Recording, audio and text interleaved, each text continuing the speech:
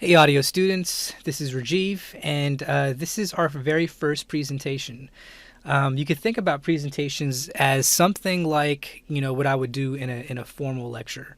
If I was going to go up and present, some of the concepts and ideas and whatever learning material that I have in front of the class. Instead, we're going to do it like this. So when we meet in person, we could actually just do more stuff, right? Do more audio practices, use Pro Tools, record some stuff, whatever the case may be. And even have some discussions about, some of the stuff that we're learning about right now. So that's kind of what a presentation is. I'm going to have this available for you to download. So you could download this, you could print it out, you could write notes, you could do whatever you want to do. But this is what it is. So this is our visual models, and our first module is going to be sound fundamentals. And these are the main concepts that we're going to be discussing today. So let's go ahead and start. So the first thing that I want to talk about is the three categories of sound. And that video by Nigel Stanford called Cymatics did a really good job of visualizing what the three components of sound is based on his original composition. And these are the three categories of sound. So it's vibration, frequency, and amplitude. And by the way, the sound fundamental stuff that we're going to be covering today, it's really going to be about the science of sound if you haven't already got that. So really going to look at the physics of sound and understand what sound is before we actually dive into, doing some cool stuff in the future. So the three categories of sound: vibration, frequency, and amplitude. Vibration is really kind of self-explanatory. I mean, I'm pretty sure you all know what a vibration is. The word vibes is used quite a bit nowadays. But you could think about it as like if you throw a rock in a puddle, it kind of ripples, right? The water ripples out. That's kind of how sound works, but we just cannot see it, right? The molecules are rippling every time we speak. That ripple happens at a different speed, and that's kind of what frequency is, right? So frequency is the speed of the vibration. If the vibration is, not as fast, or it's slow, then it's going to be a low frequency sound. It's going to be more of a bassier sound. If the vibration is fast, it's going to be a higher frequency, and that's going to be a much higher pitch sound. So you can take a look at this little graph, or this little picture that I have over here. You 1 second while I pull this up.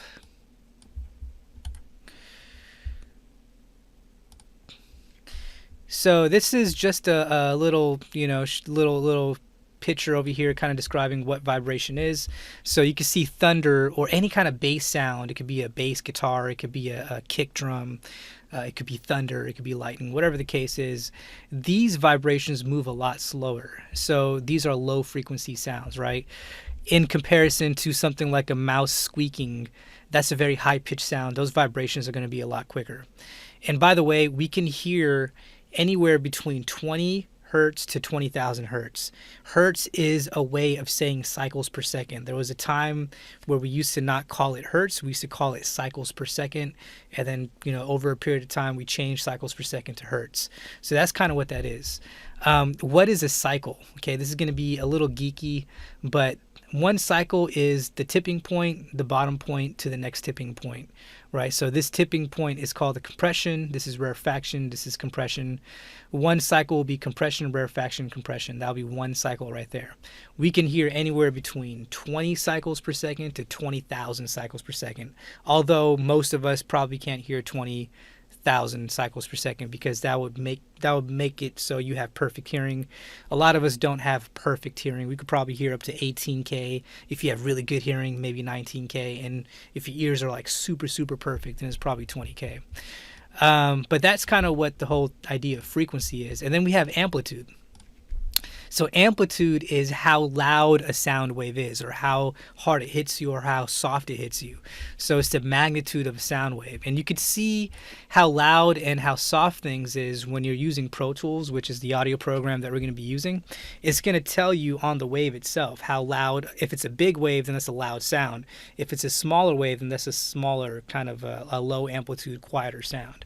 So you can see these waves over here. This is a high amplitude wave, and this is a low amplitude wave. Right, so you can visually see the amplitude. And we have something called dynamic range, and you can think of dynamic range as like the relationship between the high loud sounds and the low sounds. Dynamic range in music exists a lot if you're listening to like symphonic music, or if you ever watch a horror film. There's a lot of dynamic range, right? It gets really quiet, then it gets really loud all of a sudden to get that jump scare. So that's kind of what dynamic range is, and we'll talk a little bit more about that later on at towards the end of the semester when we talk about sound fundamentals. So that's the first category, the first branch of sound fundamentals that I wanted to go through is the vibration, frequency, and amplitude. And this is kind of what the components that make up these three categories of sound over here.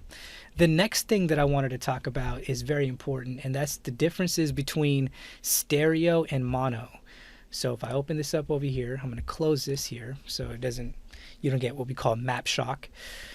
So stereo and mono. Now, a lot of us, most of us have two ears, right? And we listen to life and the world and us being out there, in the real world in stereo. There's certain things coming, from our left ear. There's certain things that's hitting us at our right ear, right? And there's some stuff that's hitting us in the middle, meaning that it's going to both ears at the same time.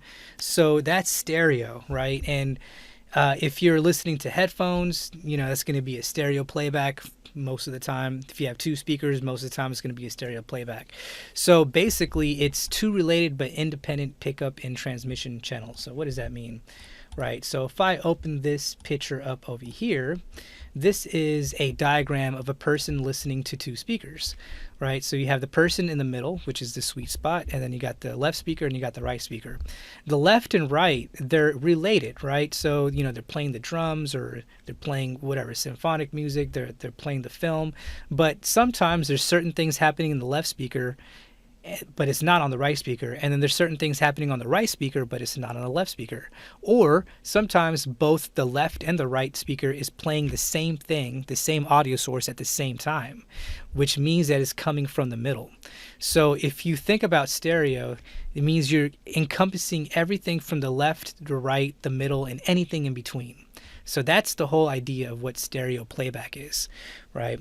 And we'll talk about stereo recording in a little bit, but that's stereo playback when you're listening to playback coming from two speakers that are independent but related at the same time. Now, mono, there was a point in our lifetimes before most of us was born that we only had mono playback, meaning we could only listen to something from one speaker, or there was no separation between the left and right. And that's using a single channel to convey sound between the source and the listener. So what does that mean? Let's look at this graph here. Now, here is an example of mono. So you don't get that separation between the left and right. Everything is coming from the middle, essentially, right? Everything is coming from the center or from one speaker. And there's no separation between the left and right. It doesn't sound natural. A lot of times it might sound one-dimensional. It might sound kind of flat.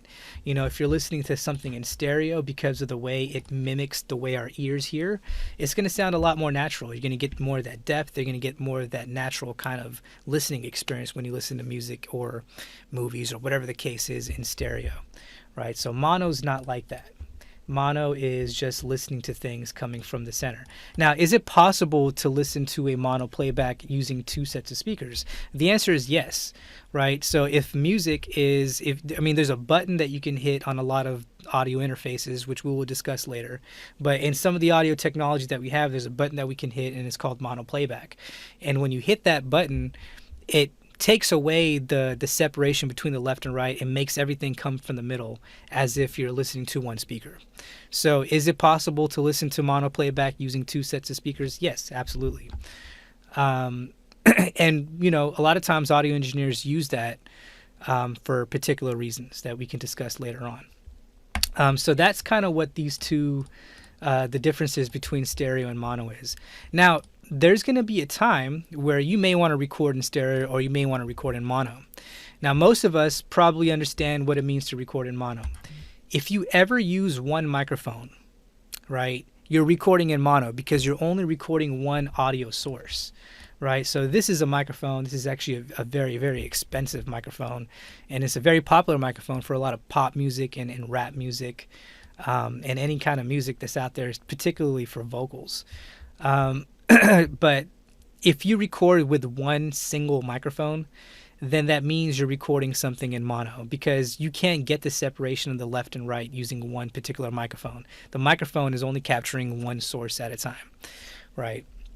Or if you have it in front of a source, it's capturing just that one source. It's not getting the separation between the left and right. So when you open up Pro Tools or any kind of, audio program that you're using, it's going to ask you, when you create a new track, do you want to create a mono track for recording, or do you want to create a stereo track for recording? If you're using one microphone, you're just going to create a mono track. So that's kind of what the whole spiel about recording in mono is. Now, there might be times where you may want to record in stereo. So this is a very, very popular kind of field recorder. If you're interested in just going out there in the world and capturing sounds for whatever reason, for samples, or maybe you're a sound designer trying to collect sounds for a film, whatever the case may be, you might want to pick something like this up. So this is a Zoom recording device. This one in particular is the H6, the one that you're going to be checking out from the equipment room, which is also known as a Becca cage.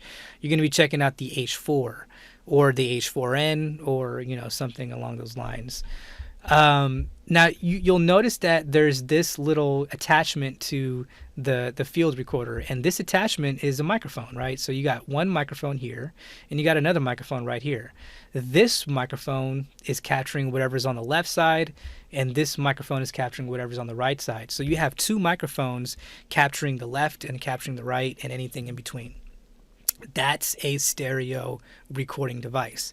So if you ever go out there and you want to capture the sound of an ambience, like a cafeteria, or maybe you want to go out there to the beach and just kind of capture the sound of the waves, or you want to go to the park and just kind of capture the sound of the birds and the dogs barking and people playing and all that kind of stuff, you definitely want to use a stereo microphone to do that capturing, because it's going to sound a lot more natural, because it's mimicking the way our ears are capturing sound, right? So this is what the Zoom H6 is all about. And anytime you're using two microphones in a certain kind of angle, this is called the XY stereo mic technique. There's several different ways to do stereo mic techniques, but this is one of them. It's a very common way to do it. You want to create a stereo track in Pro Tools, and that's essentially, in Pro Tools, it's a stereo track is two tracks, kind of merged into one, track. So that's what that is. That's the difference between recording something in stereo and recording something in mono. So that's the whole thing about stereo and mono. So moving right along, we talked about stereo and mono. Now we could talk about something called binaural hearing, which is very interesting. Now, I told you that we hear life in stereo, but it's not just that simple, right? We actually hear more three-dimensionally than just stereo left and right. We hear in a more three-dimensional way, and I'm going to describe this over here. Here's a diagram. Right, and I'm going to go over this diagram, and I'm going to talk about the two components that make up binaural hearing. So if we're listening to something, let's say it's coming from the left side of our head, it's going to go mainly to our left ear. But what's going to happen is that it's going to bounce from our left ear and it's going to go to our right ear at the same time. So we're actually hearing it from both ears, but it's predominantly coming from our left, right? If the sound source is coming from the left. Now there's two things that happen. There's sound intensity and there's time of arrival differences between the left ear and the right ear. The sound intensity is really about, the sound going to the closer ear is going to have greater intensity. So let me go back to this diagram here. So if you look at this diagram, if the sound is coming from the left, it's going to be louder on the left ear than it is going to be on the right ear. Right? So it's getting at both ears, but the left ear is getting a greater intense sound in comparison to the right ear, which gives us the feeling that sound is coming from our left ear, right? And then the time of arrival differences is, kind of self-explanatory. The time of arrival is different from the left ear than it is from the right ear, right? So it's going to go to the left ear first. The arrival of the sound is going to hit the left ear first, and then it's going to bounce from here to the right ear at a different time. So there is a difference in time that we're hearing from the left and the right ear. It's going to go to the left ear first, and then it's going to bounce from the left and it's going to go to the right at a different time. So this is the whole three-dimensionality factor, right? It's not just left and it's not just right, but there's two things that happen with binaural hearing: is sound intensity and time of arrival. And this is really how we hear. And audio engineers use this understanding of the real world listening experience to create, mixes that are three-dimensional. It's not just about moving sound to the left, it's not just about moving sound to the right, but how do you make things sound a little bit more three-dimensional? And we use our understanding of binaural hearing when we do these audio projects and sound mixing and so on and so forth. So that's the idea of binaural hearing, and this is really how we hear in real life. Okay, and and to mention as well, if sound is hitting both ears at the same time, then the sound is coming directly from the middle, and that's kind of what that is. So, binaural hearing is a pretty cool thing. Now we go into the last thing, which is decibels, right? So decibels is really important to understand because this is how we protect our ears. And what is a decibel? It's basically a measurement of sound. So if you want to measure length, we use feet, we use inches, we use centimeters, we use meters, we use kilometers, whatever the case is, right? But if you want to measure sound, we use decibels. And it's a measurement of, most of the time when we refer to decibel, is about how loud something is, right? So let's look at this chart here. I'm going to open this up. And I'm going to view this, and cool. So this is what this chart is. This is just like a real world kind of reference about how loud something is. So you can see that the threshold of hearing is at 0 dBs, which you can't see the 0, but the threshold of hearing is at 0 dBs. So we cannot hear anything under 0 dB. If you ever go to a recording studio, right, and most of the time the recording studios are very, very quiet. Because they have all these sound absorbers around the walls, and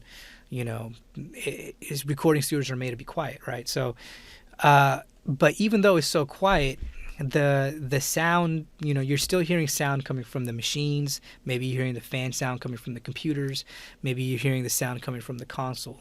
Maybe you're hearing sound coming from all these different kinds of components in the recording studio, even though it's very quiet. You're at 10 dBs. Right? If you go to a small theater, you're at 40 dBs. Whatever sound is happening in the small theaters, whatever the case is, right? A library is at 30 dBs. So this is a real world reference about how loud things are. If you ever go to a rock concert, and rock concerts can be really loud depending on where you're at. If you're in a stadium, there's many speakers around the stadium, right? If you're in front of a rock band, that gets really loud. That's at 110 dBs. Now, the threshold of hearing is at 0 dB, but the threshold of pain, when we start to feel pain in our ears, is at 120 dBs. So you want to be careful. And I highly advise that, hearing protection is used whenever you go to these rock concerts, or even if you go to like a club or any kind of loud venue, a festival. It's always best to wear hearing protection. And I'm going to explain why that is in a second. But you definitely want to protect your ears. And, the hearing is not like your eyes where, I could wear contacts and it's going to fix my vision. Once you lose, your hearing and damage your ears, you can't really regain it naturally. And so that's something that you really, really want to be cautious about, especially if you're going to go into audio production or any kind of audio employment in the future. The most important one I would say in this chart is how loud speech is, right? So if you're having a conversation with somebody from 3 feet away, that loudness is about 60 dB SPL. I said SPL. I'm going to explain that in a second. SPL is sound pressure level. There's different kinds of decibels, but the level of speech is 60 dBs. Why is that important? Well, most of us, we talk to people, hopefully, and it's good to know how loud speech is because you can use that level of loudness to reference any kind of loudness. So if you're talking to a friend and a train rolls by and you can no longer hear your friend talking, that train is louder than 60 dBs, right? So your level of speech is your reference point. That shows you, or that tells you how loud anything is because you can use 60 dBs as your reference point. So something to keep in mind. Now, going back to what I talked about earlier about the SPL, there's many different kinds of decibels, and there's 3 decibels that I want to talk about. Number 1 is dBSPL. So SPL stands for sound pressure level. And I call this the vibrational decibel, or the real world decibel. These are the vibrations that I was talking about earlier, the ripples, right? The molecules kind of vibrating out in the real world. Right now, there's vibrations coming from my mouth when I'm talking. You just can't see it. And if I talk really loud, that's a higher SPL. If I talk a little bit more quiet, that's a lower SPL. So those vibrations are equivalent to sound pressure. And so when we talk about how loud speech is from 3 feet away, that's 60 dB SPL. And we cannot hear anything below 0 dB SPL because sound, theoretically doesn't exist under 0 dB SPL. Right. Now, the job of a microphone, for example, is to take these vibrations and record it, right? That's why you want to use a microphone, to record it or to talk on a PA system or whatever the case is. And in order for us to, record or magnify or amplify sound, we need to take these vibrations and we need to turn them into electricity. And that's the job of a microphone, right? The microphone takes the vibrations, and it takes whatever vibrations, and within the microphone itself, it churns those vibrations into electricity. And so once it becomes electricity, it no longer becomes dBSPL. It becomes something called dBV, which is decibel voltage, right? And so you'll see dBV every now and again. And we talk about that as I call it the electric decibel, right? So it's no longer vibrations, it's electricity. But there needs to be one more step, and this is when we record on the computer. The computer doesn't understand electricities and voltages and all that kind of stuff. The computer understands binary digits. It understands bits. It understands numbers, zeros and ones, right? That's what binary digits are. So we need to find a way to take the electric decibel or the electricity and change it into binary digits, zeros and ones. And once it gets changed to these binary digits or this digital numbers and all that kind of stuff, it becomes the digital decibel, or dBFS. And dBFS is decibel full scale. So that's what the 3 different kinds of decibel. There's more out there. But these are the 3 main ones. So whenever you see a meter in Pro Tools that's talking about decibels, just understand that it's talking about the digital decibel. It's dBFS, right? So that's kind of what decibels are. Now, I talked about protecting your ears, and there is a company or a group of people that made something called the OSHA Guidelines. And OSHA is an acronym for Occupational Safety Health Administration. These are the people that create laws and rules about workers and to make sure that they're protected when they go into the workforce and when they go into the field. And one of the things that they created was a chart mapping, about hearing protection and how loud is too loud, right? Especially for like construction workers. When do you need to wear hearing protection, right? And so they created this chart.